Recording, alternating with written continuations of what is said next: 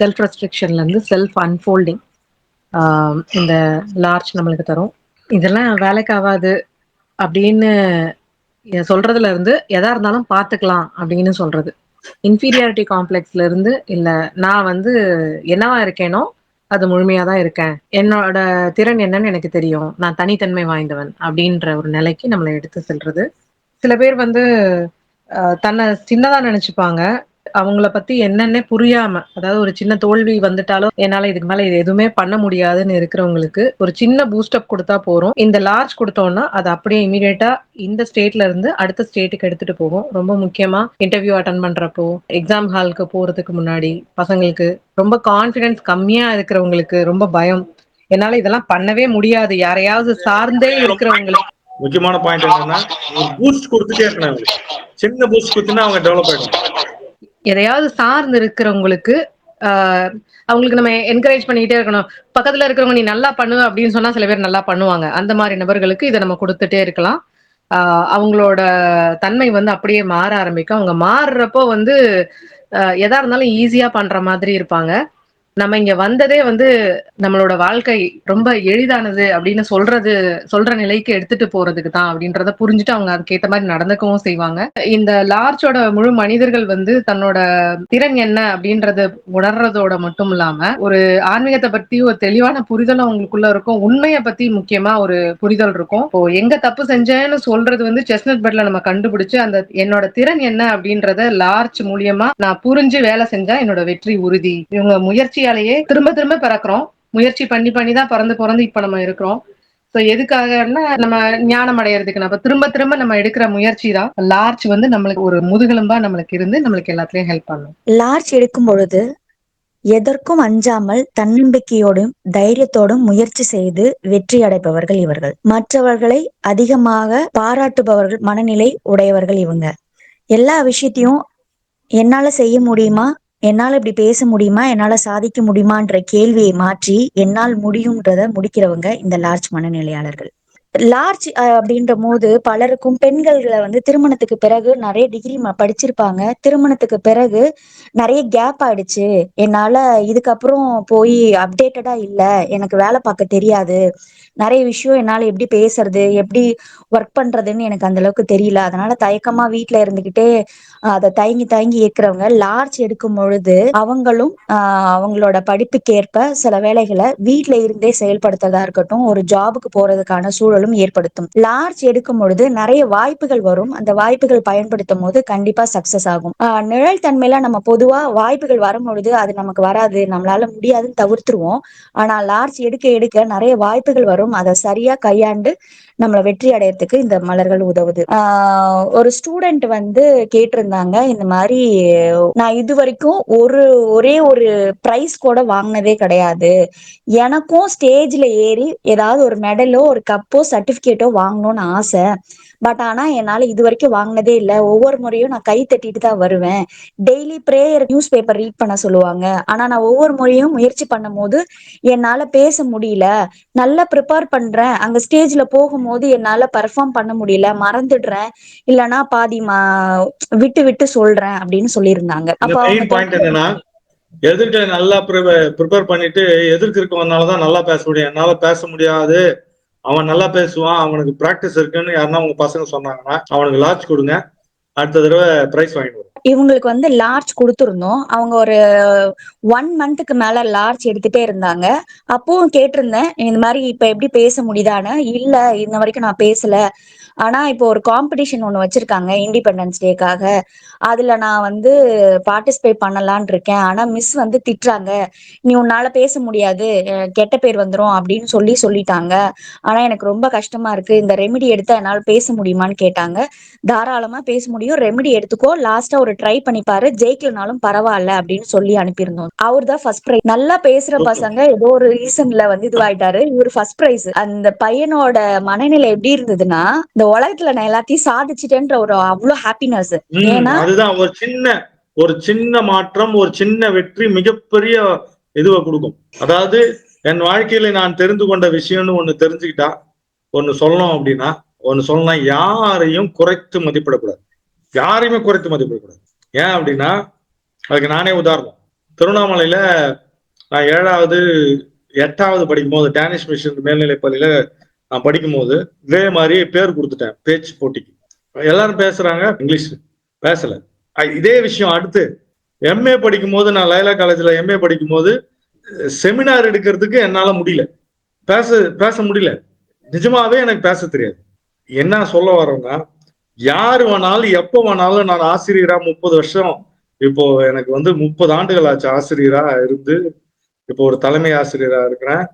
நான் கற்றுக்கொண்ட விஷயன்றது எந்த நேரத்துல எப்போ திருப்பம் வாழ்க்கையில வரும்னு நமக்கு தெரியாது. மனிதர்களுக்கு இவன் இப்படிதானே இருந்துருவான் அப்படின்னு நினைக்க முடியாது. இது லார்ஜ் தான். தப்புன்னு ஒரு முயற்சியில ஒரு இது வந்துச்சுன்னா அதுக்கப்புறம் அவனுடைய விஷயங்கள் அப்படியே மாறும். பேசுவதற்கு தெரியாது, எழுதுவதற்கு தெரியாது, தமிழ் பேசுவதற்கு தெரியாது, தமிழ் எழுத தெரியாது. இது எல்லாமே நமக்கு நம்மளுடைய முயற்சியின் காரணமாக வரக்கூடிய விளைவுகள். அப்போ யாரையும் நம்ம உயர்ந்தவர்களோ தாழ்ந்தவர்களாக நினைக்க தேவையில்லைன்றது பாரதி சொன்ன மாதிரி, நாம எந்த இடத்துல மனிதர்களுக்கு திருப்பம் வரும் தெரியாது. அதனால முயற்சி பண்ணிக்கிட்டே இருக்கும். நம்மளோட குழந்தைகளுக்கும் சரி இதை சொல்லிட்டே இருக்கும், யாரையும் குறைத்து மதிப்பிட்டுறாத, அவன்லாம் வேஸ்ட் பான்னு யாருன்னா சொன்னாங்கன்னா, உங்க பசங்க ஒரு பையனை பார்த்து அவன்லாம் வேஸ்ட்பா ஒண்ணுக்கு உதவ மாட்டேன்னு சொன்னாங்கன்னா, உங்க பையனை நீங்க கவனமா பார்க்க வேண்டும். யாரையும் வெற்றி பட்டுட்டு வா, மற்றவங்களோட வென்றுட்டு வான்னு சொல்லாதீங்க. உன்னுடைய திறமையை காட்டிட்டு வா, உன்னுடைய திறனை காட்டிட்டு வான்னு சொல்லு.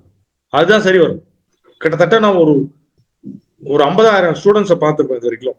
என்னோட மாணவர்கள் ஆந்திரால இருந்து, ஏலகிரில இருந்து, இன்டர்நேஷனல் ஸ்டூடெண்ட்ஸ்ல இருந்து, இது வரைக்கும் ஒரே ஒரு ஆந்திரால இருக்க ஒரு பேரண்ட் மட்டும்தான் என்கிட்ட பக்கத்துல உட்காந்து பேரண்ட் டீச்சர்ஸ் மீட்டிங்ல மார்க் எடுத்து கொடுத்தும் போது, ஒரே ஒரு பேரண்ட் தான் மார்க்கை பார்த்துட்டு, எனக்கு மார்க்கை பத்தி எல்லாம் பிரச்சனை இல்லை, அந்த பொண்ணு புரிஞ்சுக்கிட்டாளா, பாடத்தை புரிஞ்சுக்கிட்டாளா, எல்லாத்தையும் சரியா ஆன்சர் பண்றாளா, புரிஞ்சுக்கிட்டாளா, மார்க் இட் இஸ் இம்மெட்டீரியல் அப்படின்னு சொன்ன ஒரே ஒரு பேரண்ட் தான் பாத்துக்கிறேன் 1998. இது வரைக்கும் யாரும் என் பையன் மார்க் வாங்கல, ஃபெயில் ஆயிட்டான், எத்தனை தடவைனாலும் ஃபெயில் ஆகட்டும், அதை பத்தி ஒரு பிரச்சனையும் கிடையாது. பாடத்தை புரிஞ்சுக்கிட்டானா, வாழ்க்கையை புரிஞ்சுக்கிட்டானா அவன் ஜெயிச்சிருவான். மார்க் இம்மெட்டீரியல், இதுதான் லார்ஜ், அவன் திறன். அதுல ஃபர்ஸ்ட் பிரைஸ் வாங்கியிருக்காரு. அடுத்த அதே ப்ரோக்ராம்லயே லாஸ்டா ஃபேன்சி ட்ரெஸ் காம்படிஷன் வச்சிருக்காங்க. ஆக்சுவலி இவங்க வீட்டுல பே பண்ண முடியாது, அதெல்லாம் வேண்டாம் அப்படின்னு சொல்லிட்டு இருக்கிறாங்க.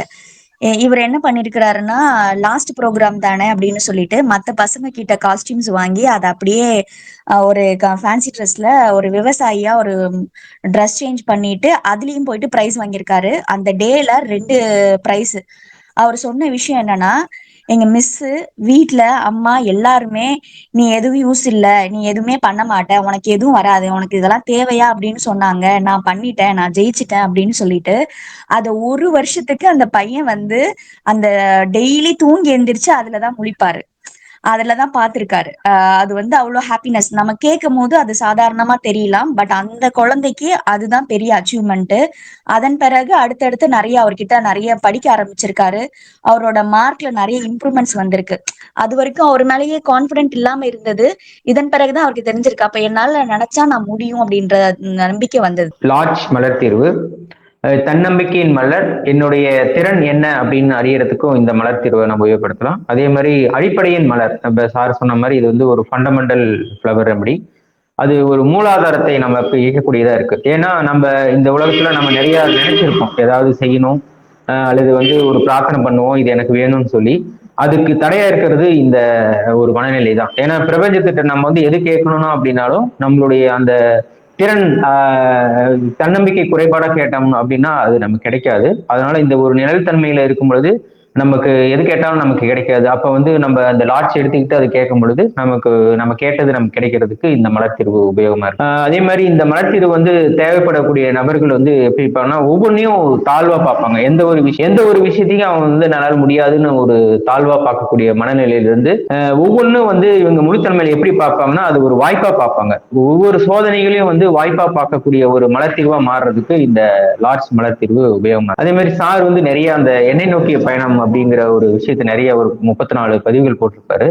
அதுல ஒரு முக்கியமான விஷயம் என்னன்னா, என்னை நான் கொண்டாடுகிறேன் அப்படின்னு சொல்லி ஒரு அற்புதமான ஒரு பதிவு இருக்கும். ஏன்னா நம்ம நிறைய கொண்டாடுறோம். இப்ப நம்ம birthday, Christmas, new year, Deepavali, Pongal, இது மாதிரி ஒவ்வொன்றும் கொண்டாடுறோம். ஆனா அப்படி கொண்டாடுறது வந்து எதுக்குன்னே நமக்கு தெரியாது. பட் என்னை நாம உணர்ந்துகிட்டு கொண்டாடணும் அப்படிங்கிறது வந்து ரொம்ப முக்கியமானது. அப்ப நம்ம உணர்றதுக்கு தடையா இருக்கிறது இந்த ஒரு மனநிலை தான். அப்ப வந்து நமக்கு வந்து ஒரு நிலையில இருந்து நம்ம இன்னொரு நிலைக்கு உயர போறோம் கண்டிப்பா. ஏன்னா ஒரு நிலையில இருந்தா நம்ம இந்த நிலைக்கு வந்திருக்கோம் இப்ப இந்த பூமிக்கு. அதே மாதிரி இந்த நிலையில இருந்து அடுத்த நிலைக்கு நம்ம போக போறோம். அதற்கு உதாரணமா பாத்தீங்கன்னா நம்ம எல்கேஜி, யூகேஜி இந்த மாதிரி எல்லாம் ஃபர்ஸ்ட் ஸ்டாண்டர்ட் 12th வரைக்கும் படிச்சிருப்போம். அப்புறம் யூஜி, பிஜி படிச்சிருப்போம். ஒரு வேலைக்கு போவோம். அந்த மாதிரி ஒவ்வொன்றும் நம்ம உயர்ந்துட்டு தான் வரோம்.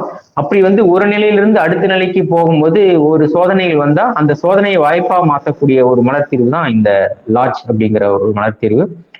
இன்னும் சொல்லணும்னா தன்னம்பிக்கையின் மலர்த்தீர்வுன்னு சொல்லலாம். ஏன்னா இந்த தன்னம்பிக்கைன்னு சொல்லும்போது இந்த உலக அடிப்படையிலான தன்னம்பிக்கை கிடையாது. ஏன்னா நிறைய இப்ப ஸ்கூல் படிக்கிற பசங்களுக்குலாம் அந்த வெற்றி நிச்சயம் அல்லது இந்த வேலைக்கு போறவங்களுக்குலாம் அடுத்த நிலைக்கு உயரணுங்கிறதுக்காக அந்த கம்பெனிலேயே வந்து ப்ரொமோஷனுக்காக நிறைய அந்த மோட்டிவேஷன் ப்ரோக்ராம் நடத்துவாங்க. அந்த மாதிரி ப்ரோக்ராம்ல வந்து கலந்துக்கிட்டவங்க வெற்றி பெற்றாங்க அப்படின்னா என்ன ஆகுன்னா ரொம்ப தன்னை வந்து உயர்வா நினைச்சுக்கிறது, தன்முனைப்பா நடந்துக்குவாங்க. அதுல தோத்து போயிட்டாங்கன்னா இருக்கிற நிலையிலிருந்து தாழ்வா மாறுறதும் வாய்ப்பு இருக்கு. பட் இந்த மலர்த்தீர்வு என்ன பண்ணும் அப்படின்னா நம்மளை வந்து ஒரு மனச்சமநிலையில கொண்டாந்து நிறுத்தி வைக்கும். வெற்றி பெற்றாலும் தோற்றாலும் ஒரே மாதிரியான அந்த சமநிலைக்கு வந்து நம்மளை எடுத்து வைக்கும். அதே மாதிரி இந்த மலர்த்தீர்வு வந்து சரியான முறைப்படி நம்ம எடுத்துக்கிட்டோம்னா தன்னை உணர்றதுக்கு எடுத்துக்கிட்டோம் அப்படின்னா இது ஒரு நல்ல ஒரு தீர்வை கொடுக்கக்கூடிய ஒரு மலர்த்தீர்வு தான். அதே மாதிரி டாக்டர் பேட்ச் அவங்க ஃப்ரீ தை செல்ஃப்ல செகண்ட் சாப்டர்ல சொல்லியிருப்பாரு. ஒவ்வொரு மனிதனுக்கும் ஒரு தேவை இருக்கு, ஒரு கடமை இருக்கு, ஒரு வேலை இருக்கு. அந்த வேலையை வந்து அவங்க மட்டும்தான் செய்ய முடியும். அதே மாதிரி அவங்களுக்கான வழிமுறையும் அவங்கள்ட்ட மட்டும்தான் இருக்கு. இப்ப நம்ம செய்ய வேண்டிய வேலையை வேற யாராவது செஞ்சாங்க அப்படின்னா அது முழுமை பெறாது. அப்ப அதற்கு தடையா இருக்கக்கூடிய மிகப்பெரிய தடையா இருக்கக்கூடிய ஒரு மனநிலைங்கிறது இந்த லாட்ஜ் மலர்த்தீர்வு தேவைப்படக்கூடிய நபர்களா இருந்தாங்க அப்படின்னா இதை எடுத்துக்கும் பொழுது அவங்க ஒரு முழுத்தன்மைக்கையும் முழுமை பெற்ற ஒரு மனிதராகவும் மாறதுக்கு இந்த மலர்த்தீர்வு ரொம்ப உபயோகமா இருக்கும். யாரையும் காப்பி பண்ண வரல, என்னுடைய ஒரிஜினல் காப்பி என்னன்றது தெரிந்து கொள்ள வந்திருக்கேன். நான் எதுக்காக வந்திருக்கேன் அப்படின்றது.